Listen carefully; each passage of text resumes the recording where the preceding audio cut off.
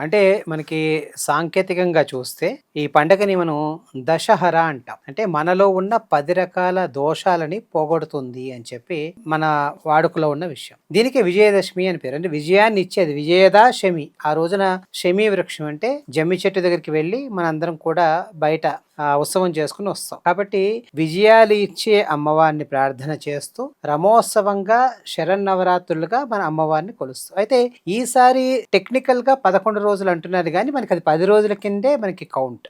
ఏదన్నా వ్రతం చేస్తున్నాం అంటే ఒక మండలం పాటు రోజులు మనం ఒక వ్రతాన్ని నిష్టగా మన దైనందిన చర్యలో భాగంగా చేస్తూ ఉంటాం. అలాంటిది 9 రాత్రులు నవరాత్రులు చేయటం అనేది మనకి మాఘమాసంలోనూ కనపడుతుంది, అదే విధంగా ఆషాఢ మాసంలోనూ కనపడుతుంది, ఈ వసంత నవరాత్రులు అంటే చైత్ర మాసంలోనూ కనపడుతుంది, ఈ శరన్నవరాత్రుల్లో కూడా కనపడుతుంది. కాబట్టి అమ్మవారిని మనం ఈ 9 రోజులు అర్చన చేసుకుంటూ 10వ రోజున చెడు మీద మంచి యొక్క విజయాన్ని సూచిస్తూ విజయదశమిని చేసుకుంటూ 11వ రోజున ఆ అపరాజిత అంటే మనకి ఎటువంటి పరాజయం లేనిది, అంటే ఎప్పుడూ కూడా విజయాన్ని ఇచ్చే ఆ తల్లిని అన్ని వ్రతాల కన్నా కూడా ఏకాదశి వ్రతాన్ని చాలా గొప్పగా మన పెద్దవాళ్ళందరూ కూడా చెప్తూ వచ్చారు.